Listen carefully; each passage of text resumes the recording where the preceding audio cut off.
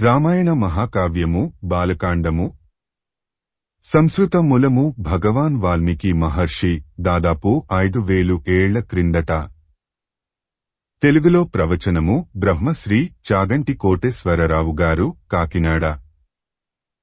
ప్రవచన స్థలము దక్షిణాంనాయ శ్రీశృంగేరి పీఠాధీశ్వరులు జగద్గురువులు శ్రీ శ్రీ శ్రీ భారతి తీర్థ మహాస్వాముల వారి దివ్యానుగ్రహ ఆశీస్సులతో బ్రహ్మశ్రీ చాగంటి కోటేశ్వరరావు గారిచే శ్రీ శారదా పరమేశ్వరి దేవస్థానం, సంపత్ నగర్, గుంటూరునందు జరిగిన సంపూర్ణ శ్రీ రామాయణం ప్రవచనములు 42 రోజుల పాటు ఏప్రిల్ 10, 2009 నుండి మే 22, 2009 వరకు విజయవంతముగా జరిగాయి. తెలుగు ప్రవచనమును అక్షర రూపములో పొందుపరిచిన వారు బి. చెన్నకేశవ కుమార్ గారు, హైదరాబాదు. చిత్రలేఖనము అనేక సేకరణలు. వీడియో చేసినవారు కంచి త్యాగరాజులు, 2024వ సంవత్సరము. మారీచ సుబాహువులు విశ్వామిత్ర మహర్షి చేస్తున్న యజ్ఞమునకు ఆటంకములు కలిగించుట. రామలక్ష్మణులు విశ్వామిత్ర మహర్షిని అనుసరించి తాటక సంహారము చేయుట.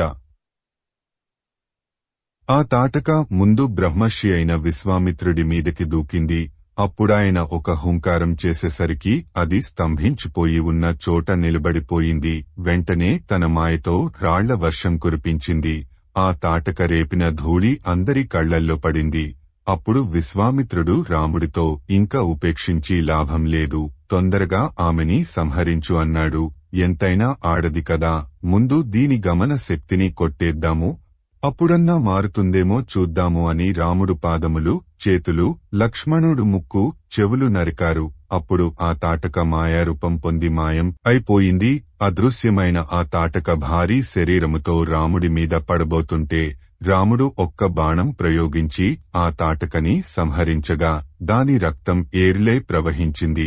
పైనుండి దేవతలు చూసి, హమ్మయ్య, తాటక సంహరింపబడింది అని ఆనందపడ్డారు. వెంటనే ఆ దేవతలు విశ్వామిత్రుడి దగ్గరికి వచ్చి, ఇంత ధైర్యం ఉన్నవాడి దగ్గర అన్ని అస్త్రశస్త్రాలు ఉండాలి, కాబట్టి నీకు తెలిసిన ధనుర్విద్యనంతా రామలక్ష్మణులకి ఉపదేశించు అన్నారు. అప్పుడు విశ్వామిత్రుడు రామలక్ష్మణులకి హయశిరోనామం అనే అస్త్రాన్ని, క్రౌంచ అస్త్రాన్ని మంత్రోపదేశం చేశాడు. అలాగే కంకాళం, ఘోరం, కాపాలం, కంకణం అనే 4 ముసలముల మంత్రోపదేశం చేశాడు. అలాగే ఐంద్రాస్త్రం, బ్రహ్మాస్త్రం, బ్రహ్మశిరోనామకాస్త్రం, మానవాస్త్రం, వారుణాస్త్రం, ఇంద్రాస్త్రం, ఆశికాస్త్రం, గాంధర్వాస్త్రం, నారాయణాస్త్రం, రకరకాల పిడుగులు మొదలైన సర్వాస్త్రాల మంత్రోపదేశం చేసి 2 అద్భుతమైన గదలని, నందనం అనే గొప్ప ఖడ్గాన్ని ఉపదేశించాడు. అప్పుడు ఈ అస్త్రాలన్నీ పురుష రూపం దాల్చి రాముడి పక్కన నిలబడి, మేము మీ కింకరులము, మమ్మల్ని ఏమి చెయ్యమంటారు అని అడిగాయి. మీరందరూ నా మనస్సులోకి వెళ్లి అక్కడ తిరుగాడుతూ ఉండండి, నేను పిలిచినప్పుడు బయటికి రండి అని ఆదేశించాడు. అవి అలాగే రాముడిలోకి ప్రవేశించాయి. మరుసటి రోజున రాముడు విశ్వామిత్రుడితో, మీరు నాకు ఇన్ని అస్త్రాలని ఉపదేశించారు, అలాగే వాటి ఉపసంహారాన్ని కూడా ఉపదేశించమన్నాడు. విశ్వామిత్రుడు రాముడికి ఉపసంహార మంత్రాలన్నీ చెప్పాక ఇంకొన్ని అస్త్రాలని కూడా ఉపదేశించాడు. అలా అన్ని అస్త్రాల ఉపదేశం అయ్యాక వారు తమ ప్రయాణాన్ని కొనసాగించారు. అలా వెడుతుండగా అక్కడొక ఆశ్రమం కనిపించింది. ఆ ఆశ్రమం ఎవరిదని రాముడు అడగగా విశ్వామిత్రుడు ఇలా చెప్పాడు. ఒకప్పుడు విరోచనుడి కుమారుడైన బలి చక్రవర్తి తన పరాక్రమముతో ఇంద్రుడిని నిర్బంధించాడు. అప్పుడు శ్రీమహావిష్ణువు వామన మూర్తిగా వచ్చి బలిని పాతాళానికి పంపారు. ఆ వామన మూర్తి తపస్సు చేసిన ఆశ్రమమే ఈ ఆశ్రమం. దీని సిద్ధాశ్రమం అంటారు. ఇక్కడే కశ్యప ప్రజాపతి తపస్సు చేశారు. ఇక్కడే విష్ణువు ఇంద్రుడికి తమ్ముడిగా, ఉపేంద్రుడిగా పుట్టారు. నేను యాగము చేస్తున్నది కూడా ఈ ఆశ్రమములోనే అని చెప్పి అందరూ ఆ ఆశ్రమములోనికి వెళ్లారు. విశ్వామిత్ర మహర్షి చేస్తున్న యాగమును రక్షించడానికి రాక్షసులతో పోరాడుతున్న రామలక్ష్మణులు ఆ సిద్ధాశ్రమములో యాగము ప్రారంభించారు. ఈ యాగము 6 రాత్రుళ్ళు 6 పగళ్లు జరుగుతుంది, కాబట్టి నువ్వు అన్ని రోజులు జాగ్రత్తగా ఉండాలి అని చెప్పి విశ్వామిత్రుడు మౌన దీక్షలోకి వెళ్లిపోయాడు. 5 రోజులు యాగము చక్కగా జరిగింది. 6వ రోజున ఆ అగ్నిహోత్రము ఒక్కసారి భగ్గున పైకి లేచింది. వెంటనే రాముడు లక్ష్మణుడిని అప్రమత్తంగా ఉండమన్నాడు. అప్పుడే పైనుండి మారీచ సుబాహువులు కొన్ని వేల రాక్షసులతో వచ్చి ఆ అగ్నిహోత్రములోకి రక్తం పోశారు. వెంటనే రాముడు మానవాస్త్రమముతో మారీచుడిని కొట్టాడు. ఆ దెబ్బకి వాడు 100 యోజనాల దూరం వెళ్లి పడ్డాడు. సుబాహువుడిని ఆగ్నేయాస్త్రం పెట్టి కొడితే వాడు గుండెలు బద్దలై నెత్తురు కక్కుతూ కిందపడి మరణించాడు. మిగతా రాక్షసులందరినీ వాయువ్యాస్త్రంతో నిర్జించారు. యాగము పూర్తయ్యాక విశ్వామిత్రుడు లేచి రాముడిని ఆలింగనం చేసుకున్నాడు. ఆ రాత్రి అందరూ హాయిగా పడుకున్నారు. మిథిలా నగరములో జనక మహారాజు ఒక గొప్ప యాగము చేస్తున్నారు. కావున మీరు కూడా నాతో ఆ నగరానికి రండి, అక్కడ చూడవలసినవి 2 ఉన్నాయి అని విశ్వామిత్రుడు రాముడితో చెప్పాడు. అందరూ ఆ మిథిలా నగరానికి బయలుదేరారు. అలా వారు ప్రయాణిస్తూ సోనానది ఉన్న ప్రాంతానికి చేరుకున్నారు. ఆ ప్రాంతం ఫలాలు, పుష్పాలతో చాలా శోభాయమానంగా కనబడింది. ఈ ప్రాంతం ఇంత అందంగా ఉండడానికి కారణమేమిటని రాముడు అడగగా విశ్వామిత్రుడు ఇలా చెప్పాడు. పూర్వకాలంలో బ్రహ్మ కుమారుడైన కుసుడు రాజ్యపాలన చేసేవాడు. ఆయనకి కుశాంబుడు, కుశనాభుడు, అధూత్తరజసుడు, వసురాజు అనే 4 కుమారులు కలిగారు. ఆ 4 యవ్వనవంతులయ్యాక కుసుడు వాళ్లని పిలిచి, మీరు 4 నగరాలని నిర్మాణం చెయ్యండి, వాటిని మీరు ధార్మికంగా పరిపాలన చెయ్యండి అని ఆదేశించాడు. అప్పుడు వారు కౌశాంబి, మహోదయము, ధర్మారణ్యము, గిరివ్రజపురము అనే 4 నగరాలని నిర్మించుకుని పరిపాలించారు. ప్రస్తుతం మనం ఉన్నది గిరివ్రజపురములో. ఈ పట్టణాన్ని వసురాజు నిర్మించాడు. ఈ నగరం 5 పర్వతాల మధ్యలో ఉంది. సోనా నది ఈ 5 పర్వతాల మధ్యలో ప్రవహిస్తుంది. అందుకే ఇక్కడి ప్రాంతం సస్యశ్యామలంగా ఉంటుంది. కుసుడి 2వ కుమారుడైన కుశనాభుడికి 100 మంది కుమార్తెలు కలిగారు. వాళ్లందరూ కూడా ఘృతాచి అనే అప్సరసకి కుశనాభుడికి జన్మించారు. వాళ్లందరూ విశేషమైన సౌందర్య రాసులు, మెరుపుతీగలవలే చాలా అందంగా ఉండేవారు. ఒకనాడు ఆ కుశనాభుడి కుమార్తెలు కొండ మీదికి వెళ్లి పాటలు పాడుకుంటూ వీణలు వాయిస్తూ సంతోషంగా ఉన్న సమయములో అక్కడికి వాయుదేవుడు వచ్చాడు. వాయువు వాళ్లని చూసి, మీరు చాలా అందంగా ఉన్నారు, కాని మీరు మనుషులు కావడం చేత మీరు ఇలా యవ్వనంలో ఎంతో కాలం ఉండలేరు. కొంతకాలానికి మీ యవ్వనంతో పాటు మీ అందం కూడా నశిస్తుంది. కాబట్టి మీరు నన్ను పెళ్లి చేసుకోండి. నన్ను పెళ్లి చేసుకుంటే మీరు కూడా నిత్య యవ్వనములో ఉంటారు అని ప్రలోభ పెట్టాలని ప్రయత్నించాడు. వెంటనే ఆ 100 కన్యలు ఏకకంఠంతో ఇలా పలికారు. కుశనాభ సుతాః దేవం సమస్తా సుర సత్తమ స్థానాత్ చావైతుం దేవం రక్షామః తు తపో వయం మా భూత్ సకాలో దుర్మేధః పితరం సత్యవాదినం అవమన్యస్వ స్వధర్మేణ స్వయం వరం ఉపాస్మహే పితా హి ప్రభుర్ అస్మాకం దైవతం పరమం చ సహ యస్య నో దాస్యతి పితా సనో భర్త భవిష్యతి. మా దగ్గర అపారమైన తపఃశక్తి ఉంది, కావున మమ్మల్ని మేము రక్షించుకోగలము. మేము తలుచుకుంటే నువ్వు గర్వంగా చెప్పుకుంటున్న నీ దేవతాస్థానం నుండి నిన్ను తొలగించగలము. మాకు పెళ్లంటూ జరిగితే అది ధర్మాత్ముడైన మా తండ్రిగారు ఎవరిని చూపించి చేసుకోమంటే వాళ్లనే చేసుకుంటాము, కాని మా అంతటా మేము నిర్ణయించుకోము. ఈ దేశములో ఏ స్త్రీ తన తండ్రిని కాదని సొంతంగా తన భర్తని నిర్ణయించుకునే రోజు రాకూడదు అని ఆ కన్యలందరూ ఏకకంఠంతో చెప్పారు. వారి మాటలకు ఆగ్రహించిన వాయుదేవుడు ఆ 9 కన్యల శరీరములలోకి ప్రవేశించి వారి అవయవములందు సంకోచత్వం కల్పించాడు. దానివలన వారందరూ అవయవముల పటుత్వం కోల్పోయారు. తర్వాత ఆ కన్యలందరూ కుశనాభుడి దగ్గరికి వెళ్లి జరిగినది చెప్పారు. అప్పుడు ఆ కుశనాభుడు తన కుమార్తెలను చూసి, అమ్మా, మీకు ఈ స్థితి కల్పించిన ఆ వాయుదేవుడిని మీరు శపించలేదు, ఓర్పు వహించారు. నాకు చాలా సంతోషంగా ఉందమ్మా అని. క్షమాదానం, క్షమాసత్యం, క్షమాయజ్ఞః చ పుత్రికాః క్షమా యశః క్షమా ధర్మః క్షమాయాం విష్ఠితం జగత్. స్త్రీకి ఉండవలసిన ఆభరణం ఓర్పు. అమ్మ.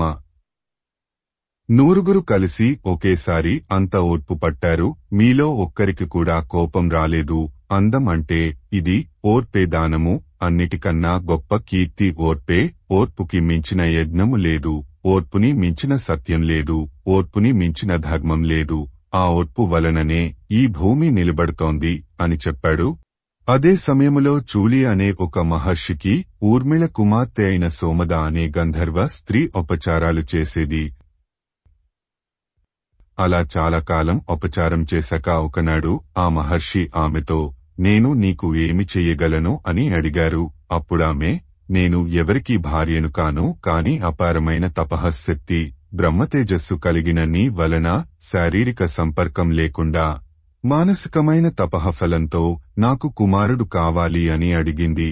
అప్పుడు ఆ చూలి మహర్షి సంకల్పం చేసి బ్రహ్మదత్తుడు అనే మానస పుత్రుడిని సోమదకి ప్రసాదించారు. పుట్టుక చేత బ్రహ్మజ్ఞాని అయిన బ్రహ్మదత్తుడు కాపియ్యము అనే నగరములో ఉండేవాడు. కుశనాభుడు తన నూరుగురు కుమార్తెలని ఆ బ్రహ్మదత్తుడికి ఇచ్చి వివాహం జరిపించాడు.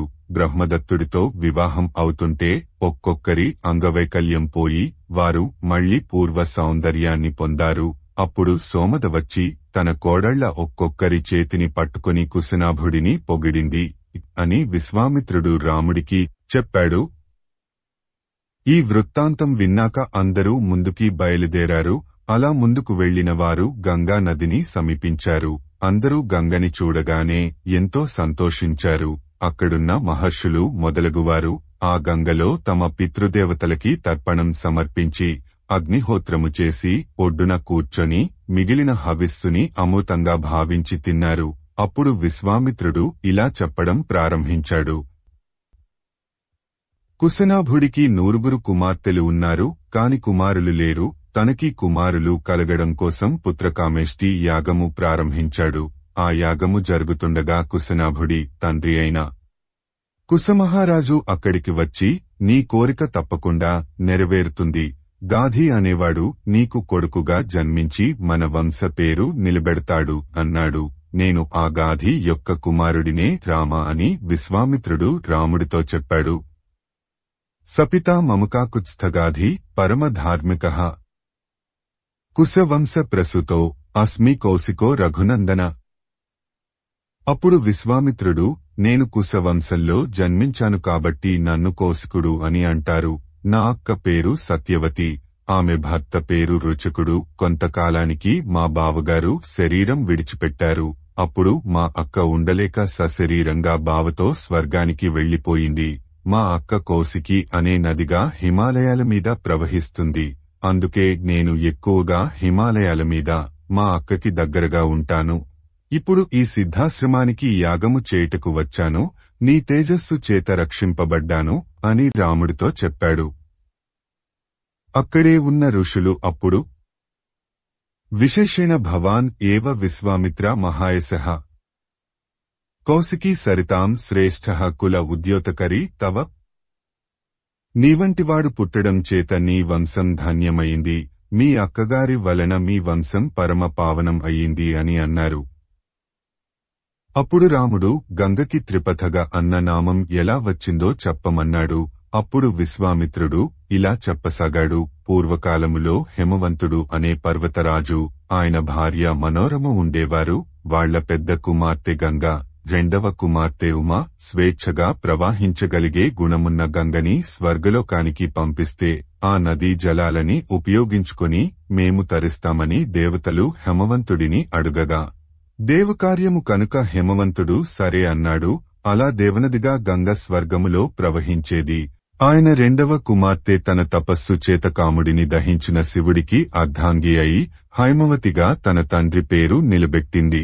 పరమ పావని అయిన గంగ ఒకనాడు భూలోకానికి తేబడి పాతాళానికి చేరింది. 3 లోకములలో ప్రవహించినది కనుక గంగని త్రిపథగా అని పిలుస్తారు అని విశ్వామిత్రుడు చెప్పాడు. మీరు విషయాలని మనస్సుకి అతుక్కునేటట్టు చెప్పగలరు. కావున నదులన్నిటిలోకి పరమ పవిత్రమైనది మనుష్యుల పాపములు హరించగలిగనది అయిన గంగని గూర్చి మాకు ఇంకా విస్తారంగా చెప్పవలసిందిగా రాముడు విశ్వామిత్రుడిని ప్రార్థించాడు. అప్పుడు విశ్వామిత్రుడు ఇలా చెప్పాడు: పార్వతీ పరమేశ్వరులు కైలాసంలో 100 దివ్య సంవత్సరములు క్రీడించారు.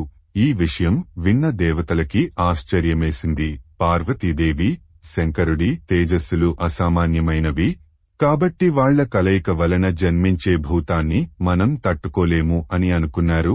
ఈ దేవతలంతా బయలుదేరి కైలాసానికి వెళ్లి శంకరుడిని ప్రార్థించారు. అప్పుడు శంకరుడు బయటికి వచ్చాడు.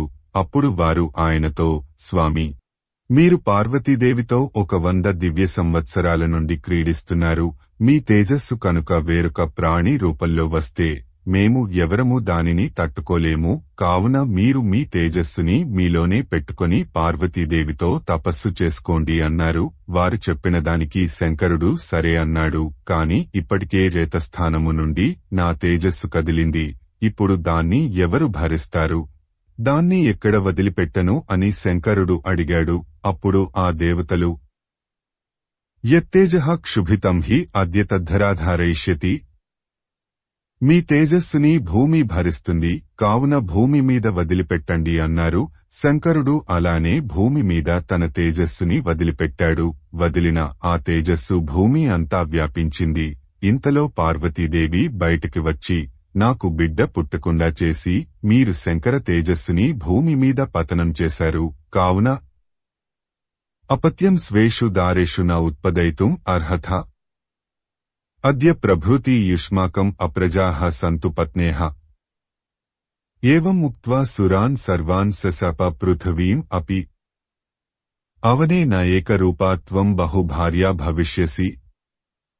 న చ పుత్రకృతాం ప్రీతిం మత్క్రోధ కలుషీకృతా.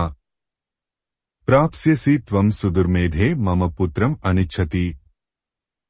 మీ దేవతలు అందరూ వచ్చి నాకు బిడ్డలు కలగకుండా చేశారు కాబట్టి మీకెవరికీ మీ భార్యలందు బిడ్డలు పుట్టరు. నా భర్త అయిన శంకరుడి తేజస్సుని భరించడానికి భూమి ఒప్పుకుంది కాబట్టి ఇక నుండి భూమి అనేక రూపాలు పొందుతుంది. ఒకే కాలంలో భూమికి అనేక భర్తలుంటారు. భూమి తన కొడుకుల వలన సిగ్గుతో తల వంచుకుంటుందని శపించింది. ఇది విన్న దేవతలు తలలు వంచుకొని తమ తమ స్థానాలకి వెళ్లిపోయారు. వ్యాపించిన ఆ శంకరుడి తేజస్సుని భూమి కూడా తట్టుకోలేకపోయింది. అప్పుడు దేవతలు అగ్నిదేవుడిని వాయువుతో కలిసి ఈ రుద్ర తేజస్సుని తనేందు పెట్టుకోమన్నారు. అప్పుడు అగ్ని ఆ తేజస్సుని తనలో పెట్టుకున్నాడు. శంకరుడు పార్వతీదేవితో తపస్సు చేసుకోవడానికి పశ్చిమ దిక్కుకి వెళ్లిపోయాడు. అదే సమయంలో తారకాసురుడు అనే రాక్షసుడు తను పార్వతీ పరమేశ్వరుల బిడ్డడి చేతిలోనే చనిపోయేటట్టు వరం పొందాడు. ఇది తెలిసిన దేవతలకి ఏమి చెయ్యాలో తెలియక బ్రహ్మగారి దగ్గరికి వెళ్లారు. అప్పుడు బ్రహ్మగారు ఆలోచించి, హేమవంతుడు మనోరమల కుమార్తెలైన గంగా పార్వతులకి తేడా లేదు. కావున పార్వతీదేవి అక్క అయిన గంగలో ఈ తేజస్సుని విడిచిపెడితే పార్వతీదేవికి కోపం రాదు. కాబట్టి ఆ శివ తేజస్సుని గంగలో విడిచిపెట్టమన్నారు. అప్పుడా దేవతలు గంగమ్మ దగ్గరికి వెళ్లి, దేవకార్య నిమిత్తము నువ్వు అగ్ని దగ్గర నుండి శివ తేజస్సుని స్వీకరించి గర్భం ధరించాలి అన్నారు. దేవతా కార్యము కనుక గంగ సరే అన్నది. అప్పుడు గంగ ఒక అందమైన స్త్రీ రూపం దాల్చి ఆ తేజస్సుని అగ్ని నుండి స్వీకరించింది. శివ తేజస్సు గంగలో ప్రవేశించగానే గంగ కేకలేసింది, ఈ తేజస్సుని నేను భరించలేను, నన్ను ఏమి చెయ్యమంటారు అని అడిగింది. అప్పుడు అగ్నిదేవుడు చెప్పిన విధంగా గంగ ఆ తేజస్సుని కైలాస పర్వతం పక్కనున్న భూమి మీద వదిలింది. అలా భూమి మీద పడ్డ ఆ తేజస్సు యొక్క కాంతివంతమైన స్వరూపం నుండి బంగారం, వెండి పుట్టాయి. ఆ తేజస్సు యొక్క మలం నుండి తగరము, సీసము పుట్టాయి. ఆ తేజస్సు యొక్క క్షారం నుండి రాగి, ఇనుము పుట్టాయి. మిగిలిన పదార్థం నుండి మిగతా ధాతువులన్నీ పుట్టి గనులుగా ఏర్పడ్డాయి. అక్కడ బంగారు పొదలుగా శరవణ పొదలు పుట్టాయి. అక్కడే ఉన్న తటాకం నుండి ఒక పిల్లవాడి ఏడుపు వినిపించింది. పుట్టిన ఆ పిల్లాడికి పాలు ఎవరు పడతారు అని దేవతలు ఆలోచిస్తుండగా పార్వతీదేవి అంశ అయిన కృత్తికలు ఆ పిల్లవాడిని మా పుత్రుడిగా కార్తికేయుడు, కృత్తికల పుత్రుడు అని పిలవాలి. అలా అయితే పాలు పడతాము అన్నారు. దేవతలు సరే అన్నారు. తతః తు దేవతాః సర్వాః కార్తికేయ ఇతి బ్రువన్ పుత్రః త్రైలోక్య విఖ్యాతో భవిష్యతి న సంశయః. ఈ మాట విన్న కృత్తికలు ఆనందంగా పాలుపట్టారు. ఆ పుట్టిన పిల్లవాడు 6 ముఖాలతో పుట్టాడు. ఏకకాలంలో 6 కృత్తికల స్తన్యమునందు 6 ముఖాలతో పాలు తాగాడు కనుక ఆయనకి షడాననుడు, షణ్ముఖుడు అనే పేర్లు వచ్చాయి. అలాగే అగ్నిదేవుడి నుండి బయటికి వచ్చిన శివ తేజస్సు కనుక ఆయనకి పావకి, అగ్నిసంభవః అని నామాలు. అలాగే పరమశివుడి కుమారుడు కనుక ఆయనని కుమారస్వామి అని పిలిచారు. అలాగే శివుడి వీర్యము స్ఖలనమైతే పుట్టినవాడు కనుక స్కందుడు అని పిలిచారు. పార్వతీదేవిలా అందంగా ఉంటాడు కనుక అమ్మ అందం వచ్చింది కనుక మురుగన్ అని పిలిచారు. పరమశివుడికి ప్రణవార్థాన్ని వివరించాడు కనుక స్వామిమలే అన్నారు అని విశ్వామిత్రుడు రాముడికి చెప్పాడు. గంగ అసలు భూమి మీదకి ఎందుకొచ్చిందో చెప్తాను అని విశ్వామిత్రుడు ఇలా చెప్పాడు. పూర్వం అయోధ్య నగరాన్ని మీ వంశానికి చెందిన సగరుడు పరిపాలించేవాడు. ఆయనకి కేసిని, సుమతి అని 2 భార్యలు. సుమతి గరుత్మంతుడి సోదరి. తనకి కుమారులు కలగడం కోసం తన 2 పత్నులతో కలిసి హిమాలయాలలో ఉన్న భృగు శ్రవణాన్ని చేరుకొని 100 సంవత్సరములు తపస్సు చేశాడు సగరుడు. ఆ భృగు శ్రవణంలో ఉన్న భృగు మహర్షి సంతోషించి, నీకున్న 2 భార్యలలో ఒక భార్యకి వంశోద్ధారకుడైన కొడుకు పుడతాడు, రెండవ భార్యకి 60,000 మంది మహా ఉత్సాహవంతులైన కొడుకులు పుడతారు అని వరమిచ్చాడు. ఇది విన్న కేసిని, సుమతి తమలో ఎవరికి ఎంతమంది పుడతారు అని భృగు మహర్షిని అడుగగా ఆయన మీలో ఎవరికి ఎవరు కావాలో మీరే తేల్చుకోండి అని అన్నారు. పెద్ద భార్య అయిన కేసిని తనకి వంశోద్ధారకుడైన ఒక కుమారుడు కావాలి అని అడిగింది. నాకు మహోత్సాహము కలిగిన 60,000 మంది కుమారులు కావాలి అని సుమతి అడిగింది. ఆయన సరే అన్నారు. కొంతకాలానికి పెద్ద భార్యకి అసమంజసుడు అనేవాడు పుట్టాడు. రెండవ భార్యకి ఒక సొరకాయ పుట్టింది. ఆ సొరకాయ కిందపడి పగిలి అందులోంచి 60,000 మంది చిన్న చిన్నవారు వచ్చారు. వాళ్లని నేతి కుండలలో పెట్టి పెంచారు. వారందరినీ కలిపి సగరులు అన్నారు. పెద్ద భార్య కొడుకైన అసమంజసుడు రోజు రాజ్యంలోని కొంతమంది పిల్లలని సరియు నదిలోకి తీసుకెళ్లి నీళ్లల్లో వదిలి వాళ్ల మరణానికి కారణం అయ్యేవాడు. కొంతకాలానికి రాజుకి విషయం తెలిసి ఏవం పాప సమాచారః సజ్జన ప్రతిబాధకః పౌరాణం అహితే యుక్తః పిత్రా నిర్వాసితః పురాత్. తప్పు చేసినవాడు కొడుకైనా సరే అతని వలన ప్రజలకి కీడు జరుగుతుంది కనుక శిక్షించాలి అని అనుకున్నాడు. ఆ అసమంజసుడిని రాజ్యం నుండి బహిష్కరించాడు. ఆ అసమంజసుడి కొడుకైన అంశుమంతుడిని తన దగ్గర పెట్టుకున్నాడు ఆ సగర చక్రవర్తి. అలా కొంతకాలానికి ఆ సగరుడు అశ్వమేధయాగాన్ని ప్రారంభించి గుర్రాన్ని వదిలాడు. ఆ గుర్రాన్ని ఇంద్రుడు అపహరించాడు. ఆ గుర్రం వెనకాల వెళుతున్న అంశుమంతుడు ఈ విషయాన్ని సగరుడికి చెప్పాడు. అలా అశ్వం అపహరించబడితే దారుణమైన ఫలితాలు వస్తాయని ఆ యాగము నిర్వహిస్తున్న పండితులు అన్నారు. అప్పుడా సగరుడు తన 60,000 మంది కొడుకులని పిలిచి, ఈ భూమి 60,000 యోజనాలు ఉంటుంది కనుక మీరందరూ ఒక్కో యోజనాన్ని తవ్వండి, భూమి మొత్తాన్ని వెతకండని చెప్పి పంపాడు. వజ్రాల్లాంటి తమ గొళ్లతో ఆ సగరులు భూమినంతా తవ్వడం ప్రారంభించారు. ఇది గమనించిన దేవతలు బ్రహ్మదేవుడి దగ్గరికి వెళ్లి, దేవా, సగరులు భూమిని తవ్వుతుంటే ప్రాణులన్నీ చనిపోతున్నాయి, ఏమి చెయ్యమంటారు అని అడిగారు. అప్పుడు బ్రహ్మదేవుడు, మీరెవరు కంగారు పడకండి, ఈ భూమంతా శ్రీమహావిష్ణువుది కనుక ఆయనే ఈ భూమిని రక్షించుకుంటాడు. ప్రస్తుతం ఆయన పాతాళ లోకములో కపిల మహర్షిగా తపస్సు చేసుకుంటున్నారు అని చెప్పారు. కాపిలం రూపం ఆస్థాయ ధారయత్య అనిసంధరా తస్య కోపాగ్నినా దగ్ధా భవిష్యంతి నూపాత్మజా. ఆ సగరులకి ఎంత తవ్వినా అశ్వం కనబడకపోయేసరికి వారు సగరుడికి వద్దకు వెళ్లి జరిగినది చెప్పారు. నాకు గుర్రం తప్పకుండా కావాలి, మీరు పాతాళం దాకా తవ్వేయండని చెప్పి వాళ్లని మళ్లీ పంపాడు. ఆ సగరులు పాతాళం దాకా తవ్వడం ప్రారంభించారు. అలా తవ్వుతున్న వాళ్లకి ఈ భూమిని తూర్పు దిక్కున మోస్తున్న దిశ గజం అనే ఏనుగు కనిపించింది. ఆ ఏనుగుకి ప్రదక్షిణ చేసి ముందుకి వెళ్లగా వాళ్లకి మహాపద్మం అనే ఏనుగు భూమిని దక్షిణ దిక్కున మోస్తూ కనిపించింది. అలాగే పడమర దిక్కున సౌమనసం అనే ఏనుగు, ఉత్తర దిక్కున భద్రము అనే ఏనుగుకి ప్రదక్షిణ చేశారు. 4 దిక్కులలో గుర్రం ఎక్కడా కనపడలేదు. ఈసారి ఈశాన్యం వైపు తవ్వడం ప్రారంభించారు. అలా తవ్వగా వాళ్లకి ఒక ఆశ్రమములో సనాతనుడైన విష్ణు భగవానుడు కపిల మహర్షిగా తపస్సు చేసుకుంటూ కనబడ్డాడు.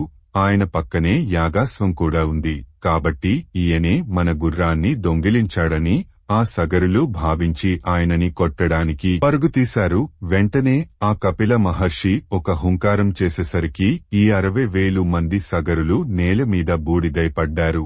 ఎంతకాలమైనా సగరులు రాకపోయేసరికి ఆ సగరుడు అంశుమంతుడిని పిలిచి వెతకమన్నాడు. అంశుమంతుడు తన పెనతండ్రులు తవ్విన మార్గం ద్వారా ప్రయాణించి కపిల మహర్షి ఆశ్రమం చేరుకున్నాడు. అక్కడున్న తన పెనతండ్రుల భస్మాన్ని చూసి బాధపడ్డాడు. వాళ్లకి ఉత్తర క్రియలు జరగలేదు కనుక నీళ్లు తీసుకువద్దామని బయలుదేరగా ఆ సగరుల మేనమామ అయిన గరుత్మంతుడు ప్రత్యక్షమై, ఈ భూమిలోని ఏ జలంతో జలతర్పణ ఇచ్చినా నీ పెనతండ్రులు స్వర్గానికి వెళ్లరు. వారు స్వర్గానికి వెళ్లాలంటే కేవలం స్వర్గలోకములో ప్రవహించే గంగా జలాలతో తర్పణం ఇవ్వాలి. కాబట్టి గంగని భూమి మీదకి తీసుకొచ్చే ప్రయత్నం చెయ్యి అని చెప్పాడు. సరే అని ఆ యాగాశ్వాన్ని తీసుకెళ్లి యాగము పూర్తి చేశారు. తన కుమారులు కపిల మహర్షి ఆగ్రహానికి బూడిదయ్యారని విని సగరుడు చాలా బాధపడ్డాడు. తరువాత ఆయన ఒక 30,000 సంవత్సరములు జీవించి శరీరం వదిలాడు. ఆయన తర్వాత అంశుమంతుడు రాజయ్యాడు. ఆయన 32,000 సంవత్సరములు తపస్సు చేశాడు. అలా తపస్సులోనే శరీరం వదిలేశాడు. ఆయన తర్వాత వచ్చిన దిలీపుడు 30,000 సంవత్సరములు రాజ్యం చేశాడు. కాని గంగని తీసుకురాలేకపోయాడు. దిలీపుడి తరువాత వచ్చిన భగీరథుడు రాజ్యాన్ని మంత్రులకి అప్పజెప్పి గోకర్ణ క్షేత్రంలో 1,000 సంవత్సరములు తపస్సు చేయగా ఆయనకి బ్రహ్మదేవుడు దర్శనం ఇచ్చాడు. అప్పుడు భగీరథుడు, నాకు కుమారులు లేరు కాబట్టి మా వంశం ఆగకుండా ఉండడానికి నాకు కుమారులు కలిగేలా వరమివ్వు అన్నాడు. అలాగే మా పితృదేవతలు స్వర్గానికి వెళ్లడం కోసం సురగంగని భూమి మీదకి పంపించు అన్నాడు. కపిల మహర్షి హూంకారముతో 60,000 మంది సగరుల భస్మము. అప్పుడు బ్రహ్మదేవుడు, నీ మొదటి కోరికని నేను తీరుస్తాను. కాని గంగని భూమి మీదకి వదిలితే కేవలం శివుడు తప్ప దాన్ని పట్టగలిగేవాడు ఎవడూ లేడు. కావున నీవు శివుని గూర్చి తపస్సు చెయ్యి. ఆయన ఒప్పుకుంటే అప్పుడు గంగని వదులుతాను అని అన్నాడు.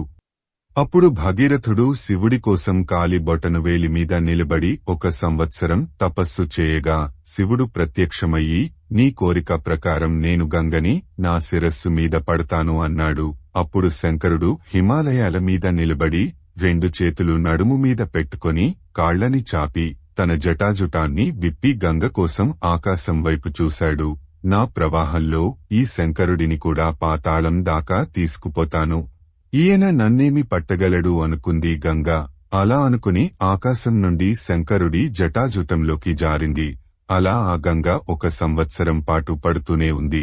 కాని శంకరుడి శిరస్సు నుండి ఒక చుక్క నీరు కూడా నేలమీద పడలేదు. అలా ఆయన శిరస్సులోనే తిరుగుతూ ఉంది. భగీరథుడు శంకరుడిని ప్రార్థించగా ఆయన ఆ గంగని బిందు సరోవరంలో వదిలాడు. అప్పుడు ఆ గంగ హ్లాదిని, పావని, నళిని అని 3 పాయలుగా తూర్పు దిక్కుకి వెళ్ళింది. సుచక్షువు, సీత, సింధువు అని 3 పాయలుగా పడమర దిక్కుకి వెళ్ళింది.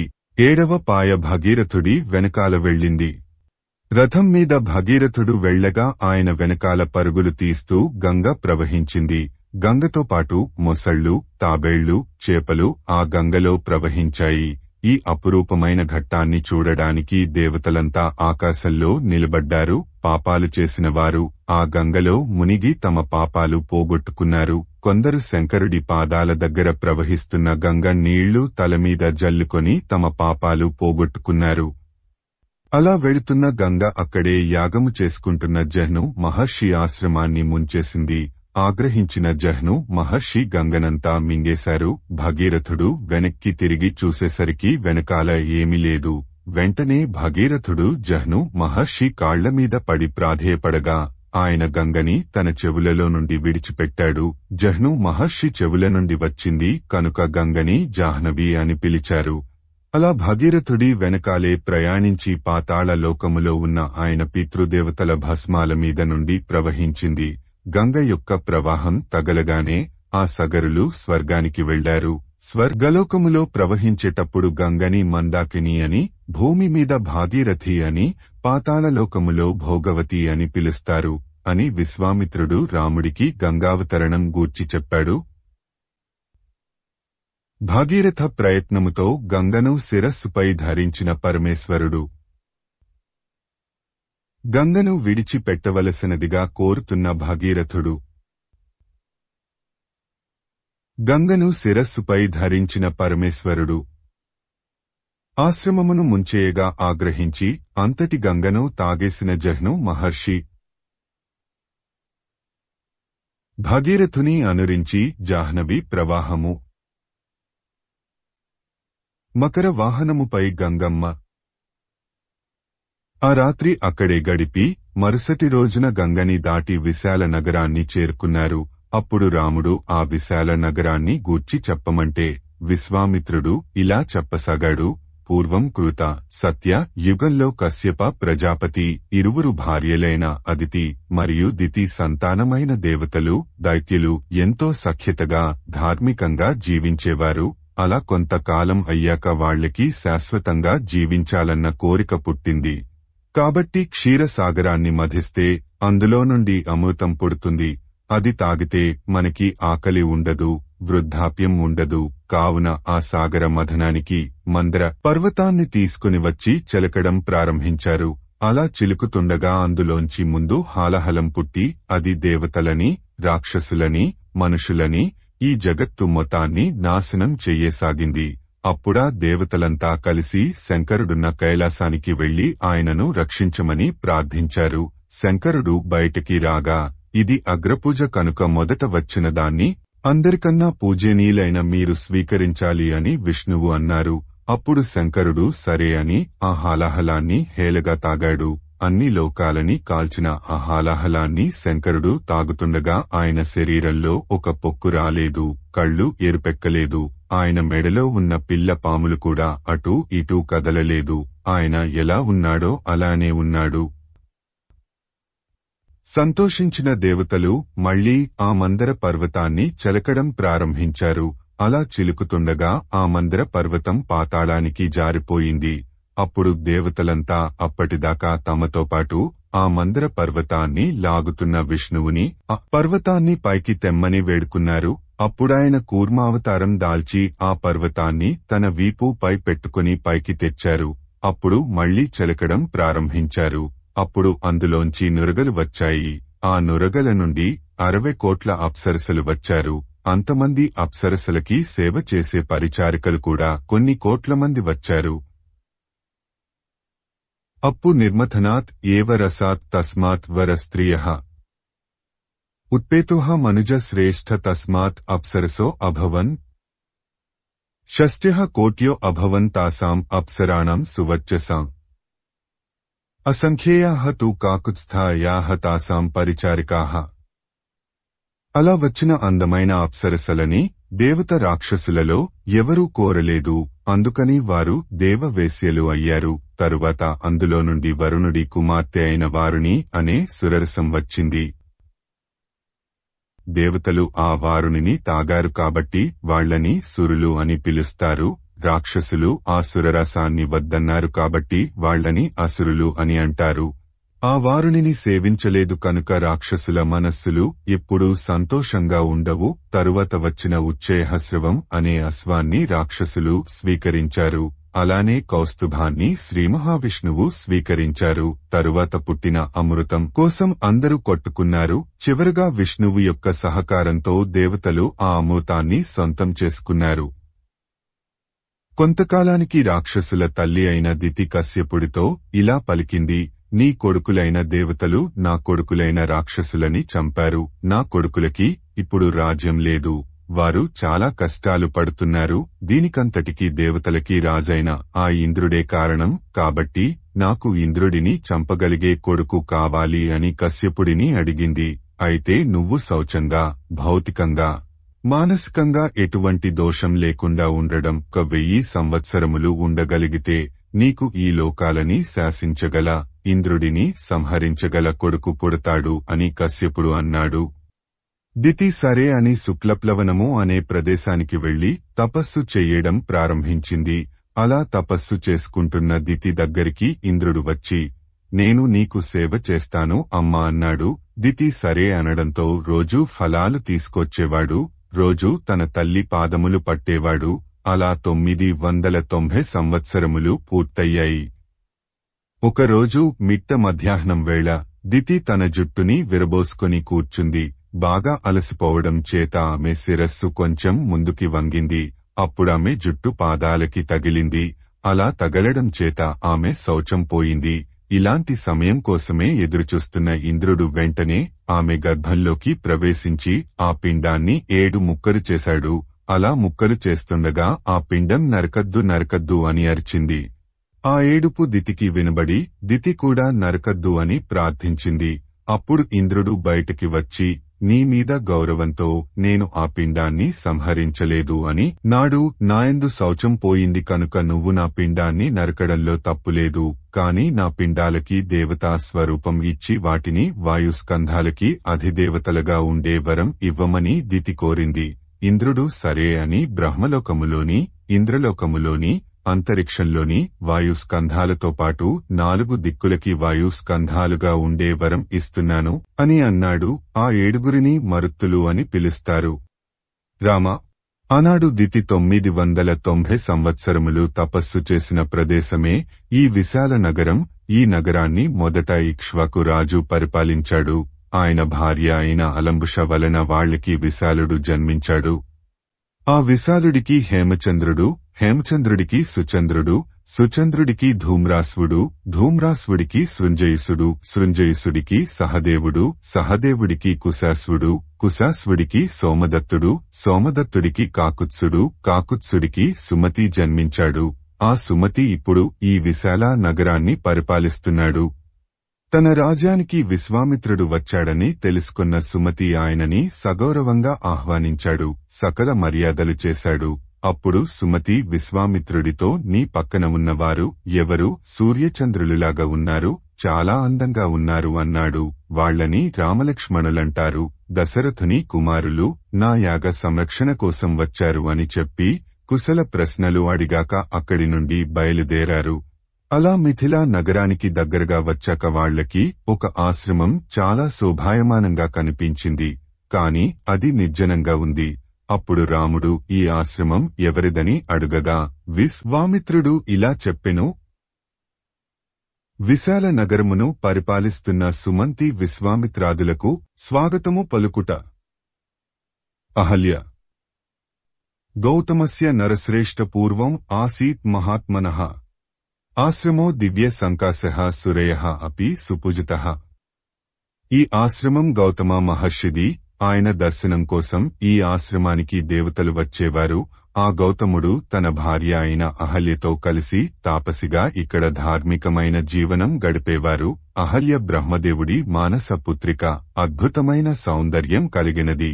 ఇంద్రుడికి అహల్య మీద ఉన్న కోరిక వలన ఒకరోజు ఉదయాన్నే గౌతమ మహర్షి సంధ్యావందనాది క్రతువులు నదిలో చేసుకునే సమయంలో, ఆయన ఇంటి వద్ద లేని సమయంలో గౌతమ మహర్షి వేషంలో ఇంద్రుడు ఆయన ఇంటిలోకి ప్రవేశించాడు. ఇంటిలోకి ప్రవేశించి, నేను నీ సంగమాన్ని కోరుకుంటున్నాను అని అహల్యతో అన్నాడు. ముని వేషం సహస్రాక్షం విజ్ఞాయ రఘునందన మతిం చకార దుర్మేధ దేవరాజ కుతూహలాత్. అహల్యకి వచ్చింది గౌతముడు కాదు, ఇంద్రుడని తెలుసు. కాని ఆమె కన్యత్వంలో ఉండగా ఆమెకి ఇంద్రుడి మీద మనసులో కోరిక ఉండేది. అందువలన ఇంద్రుడితో సంగమించింది. అహల్య ఇంద్రుడితో ఇలా అని పలికింది, నేను నీతో సంగమించి చాలా ఆనందం పొందాను, కృతార్థురాలినయ్యాను. నువ్వు ఇక్కడి నుండి తొందరగా వెళ్ళిపో, నిన్ను నువ్వు గౌతముడి నుండి రక్షించుకో అని చెప్పింది. అప్పుడు ఇంద్రుడు ఒక నవ్వు నవ్వి, నేను చాలా ఆనందం పొందాను, ఎలా వచ్చానో అలానే వెళ్ళిపోతాను అని చెప్పి ఆశ్రమం బయటికి రాగానే గౌతమం సదదశ అధ ప్రవిశంతం మహామునిం దేవదానవ దుర్దర్శం తపో బల సమన్వితం. దేవతలని దానవులని నిగ్రహించగలిగే శాసించగలిగే అపారమైన తపఃశక్తి ఉన్న గౌతమ మహర్షి బయటికి వస్తున్న ఇంద్రుడిని చూశారు. ఇంద్రుడి ముఖం మాడిపోయింది. అప్పుడు గౌతమ మహర్షి ఇంద్రుడితో ఇలా అన్నారు, నా రూపం ధరించి నువ్వు చెయ్యరాని పాపం చేశావు. స్త్రీల మీద నీకు ఇంత కామం ఉండడానికి కారణం నువ్వు పురుషుడవన్న అహంకారం. కావున పురుషత్వానికి చిహ్నములైన నీ అండములు నేలజారి పడిపోవుగాక అని ఇంద్రుడిని శపించారు. పేతతుః వృషణా భూమో సహస్రాక్షస్య తత్క్షణాత్. అహల్య వైపు చూసి గౌతముడు ఇలా అన్నాడు, నువ్వు ఇక్కడ కొన్ని వేల సంవత్సరములు తపస్సు చేస్తూ పడుండు, ఆహారం తీసుకోకు, గాలిని భక్షించు, నీ మీద బూడిద కప్పబడుతుంది. కావున నువ్వు ఎవరికీ కనబడవు. కొంతకాలానికి ఆశ్రమానికి రామచంద్రుడు వస్తాడు. ఆయన ఈ ఆశ్రమ ప్రవేశం చెయ్యగానే నీకు శాప విమోచనం కలుగుతుంది. నీకు శాప విమోచనం కలగగానే నువ్వు నా పత్ని స్థానాన్ని పొందుతావు. అప్పటిదాకా నేను హిమవత్ పర్వత ప్రాంతంలో ఉంటాను అని చెప్పి వెళ్లిపోయాడు. ఇంతలో ఇంద్రుడు దేవలోకములో దేవతలకి జరిగినదంతా చెప్పాడు. నేను కామంతో ఈ పని చెయ్యలేదు. గౌతమ మహర్షి తపఃశక్తి పెరిగిపోతుంది. ఆయనని నేను ఏమి చెయ్యలేను. అందుకనే అపచారం అహల్య పట్ల చేశాను. ఆగ్రహించిన గౌతమ మహర్షి నన్ను అహల్యని శపించడం వలన కొంత తపఃశక్తిని కోల్పోయారు. మిమ్మల్ని రక్షించడం కోసం నేను నా అండాలని పోగొట్టుకున్నాను. కావున మీరే నాకు అండాలని తీసుకుని వచ్చి పెట్టాలి అన్నాడు. అప్పుడు వారు గొర్రె వృషణములను తీసుకుని వచ్చి ఇంద్రుడికి పెట్టారు. అలా పోగొట్టుకున్న పుంసత్వాన్ని ఇంద్రుడు పొందాడు. అప్పుడు ఆయనని మేషవృషణుడు అని పిలిచారు. విశ్వామిత్రుడు రామలక్ష్మణులతో కలిసి ఆ ఆశ్రమంలోకి ప్రవేశించాడు. రాముడు ఆ ఆశ్రమంలోకి వెళ్లగానే ఇన్ని వేల సంవత్సరాల నుండి శాపగ్రస్తురాలైన అహల్య దుర్నిరీక్షమైన తేజస్సుతో పైకి లేచింది. ఆవిడని చూడగానే రాముడు ఆమె కాళ్లకి నమస్కారం చేశాడు. గౌతమ మహర్షి చెప్పిన విషయం గుర్తుకు వచ్చినవాడు రాముడని గ్రహించిన అహల్య రాముడికి నమస్కారం చేసింది. వాళ్లకి భోజనం పెట్టింది. అప్పుడు అక్కడికి వచ్చిన గౌతమ మహర్షి అహల్యతో కలిసి తపస్సు చేసుకోవడానికి వెళ్లిపోయాడు. తరువాత వారు మిథిలా నగరానికి చేరుకున్నారు. ఆ నగరం వాహనాలతో, మహర్షులతో, యజ్ఞయాగాలు చేసుకునేవాళ్లతో ఉంది. విశ్వామిత్రుడు తన రాజ్యంలోకి ప్రవేశించాడన్న విషయం తెలుసుకున్న జనకుడు పరుగు పరుగున తన పురోహితుడైన శతానందుడితో వచ్చాడు. మీరు రావడంతో నా యాగము ఫలించిందని విశ్వామిత్రుడిని గౌరవంగా పూజించాడు. పక్కనే ఉన్న రామలక్ష్మణులని చూసిన జనకుడు, ఈ పిల్లలిద్దరూ ఎవరు? ఖడ్గాలు, కొదండాలు పట్టుకున్నారు. సూర్యచంద్రుల వలె ఉన్నారు. అపారమైన తేజస్సుతో ఉన్నారు. ఈ పిల్లలు నీతో ఉన్నారు. వారు ఎవరు అని అడిగారు. అహల్య శాప విమోచనము. శాప విమోచనమైన అహల్య గౌతమ మహర్షిని చేరుట. మిథిలలో విశ్వామిత్రునికి సపర్యలు చేస్తున్న రామలక్ష్మణులు. వాళ్ళిద్దరూ దశరథ మహారాజు కుమారులు. నా యాగ రక్షణ కోసం తీసుకొచ్చాను. రామలక్ష్మణుల రక్షణలో నా యాగము పూర్తయింది అని విశ్వామిత్రుడు చెప్పాడు. అయితే మీరు ఇటు వస్తున్నప్పుడు ఆశ్రమంలో నా తల్లిని చూశారా అని శతానందుడు వాళ్లని అడిగాడు. పతితపావనుడైన రాముడు ఆ ఆశ్రమంలో అడుగుపెట్టగానే మీ అమ్మగారికి శాప విమోచనం అయ్యింది. ఆవిడ తన భర్త అయిన గౌతముడితో కలిసి వెళ్ళింది అని చెప్పారు. శతానందుడు ఎంతో సంతోషించాడు. రామ, నీ దర్శనం నాకు కలగడం నా అదృష్టం. మా అమ్మ జీవితంలో ఒకసారి కామానికి లొంగింది. అందువలన ఎన్నో సంవత్సరములు కష్టాలు పడింది. మా అమ్మ పెట్టిన విందు స్వీకరించావా? మా అమ్మ సంతోషంగా ఉందా అని పలుకుశల ప్రశ్నలు అడిగాడు. అప్పుడు రాముడు, మీ అమ్మగారు చాలా సంతోషంగా ఉన్నారు. గౌతమ మహర్షితో కలిసి తపస్సు చేసుకోవడానికి వెళ్లారు అని చెప్పాడు. రాముడి మాటలు విని సంతోషించిన శతానందుడు ఇలా అన్నాడు. నాస్తి ధన్యతరో రామత్వత్తో అన్యో భువి కశ్చన. గోప్తా కుసిక పుత్రః తే ఏన తప్తం మహత్తపః. విశ్వామిత్రుడు నీకు గురువు కావడం చేత నువ్వు ధన్యుడవి అయ్యావు. ఆయన బ్రహ్మర్షి అవ్వడానికి ఎంతో కష్టపడ్డారు. నేను ఇప్పుడు నీకు ఆయన కథ చెబుతాను అని విశ్వామిత్రుడి జీవితం గురించి చెప్పడం ప్రారంభించాడు. శతానందుడు రాముడితో ఇలా చెప్పసాగాడు. గాధి కుమారుడైన విశ్వామిత్రుడు చాలా కాలం రాజ్యపాలన చేశాడు. ఒకనాడు ఆయన ఒక అక్షోహిణీ సైన్యంతో భూమి అంతా తిరుగుతూ తన రాజ్యంలోనే ఉన్న వశిష్ఠుడి ఆశ్రమంలోకి వెళ్లారు. ఆ వశిష్ఠ మహర్షి ఆశ్రమంలో జంతువులు పరస్పర వైరం మంచి జీవిస్తుంటాయి. పులిజింక, ఎలుకపాము, కుక్కపిల్లి ఒకదానిని ఒకటి తరమదు, చంపదు.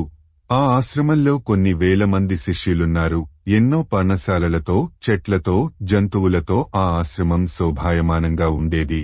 ఆ ఆశ్రమంలో సబళ అనే కామధేనువు ఉండేది.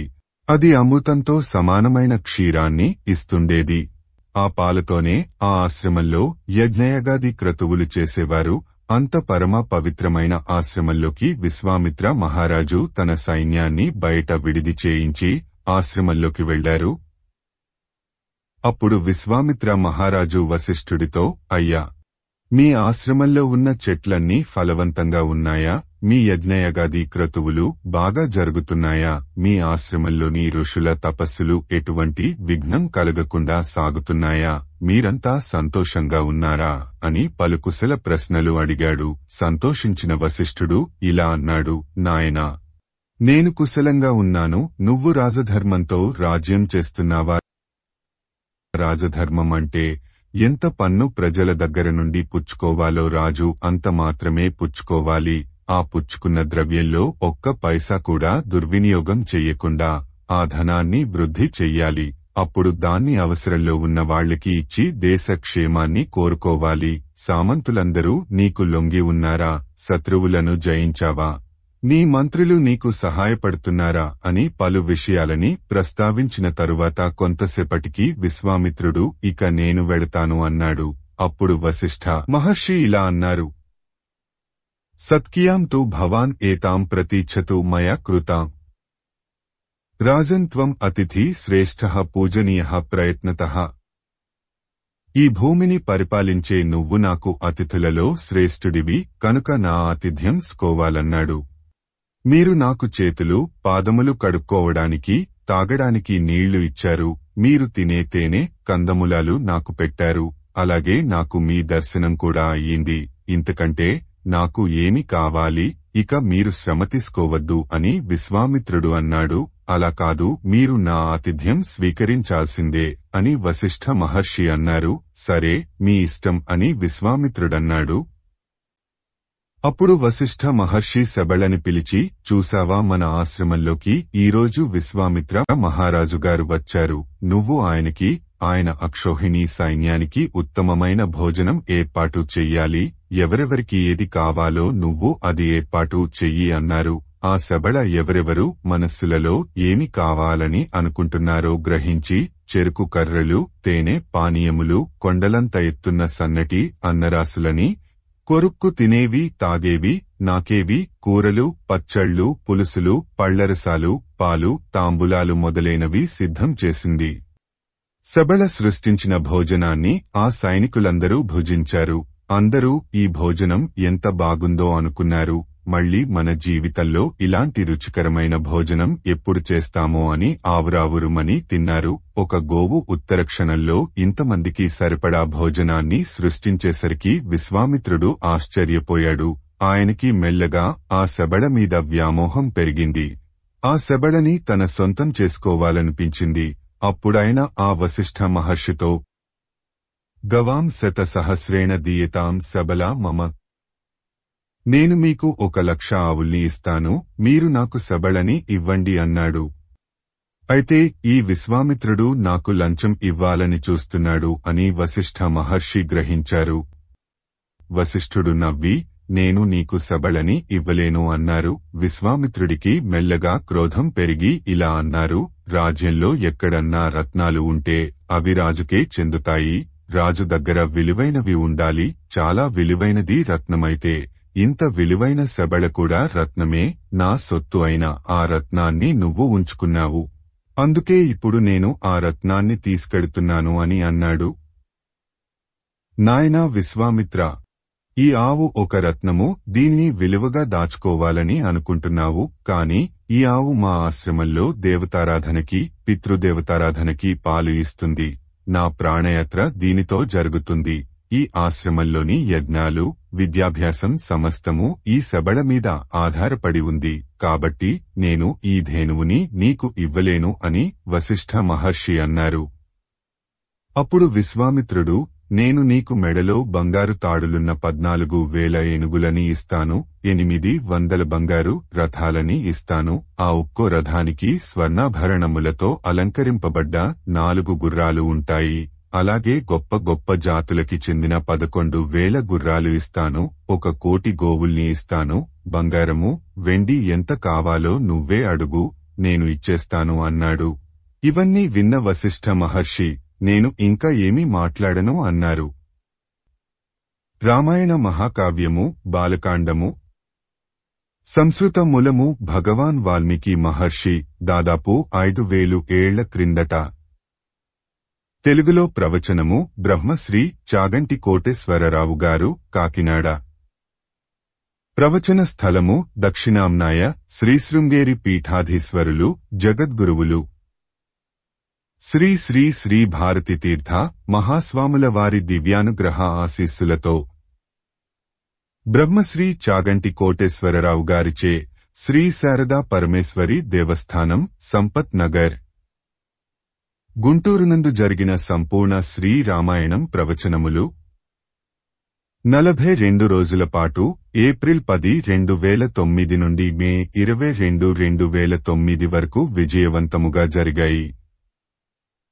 తెలుగు ప్రవచనమును అక్షర రూపములో పొందుపరిచిన వారు బి. చెన్నకేశవ కుమార్ గారు, హైదరాబాదు.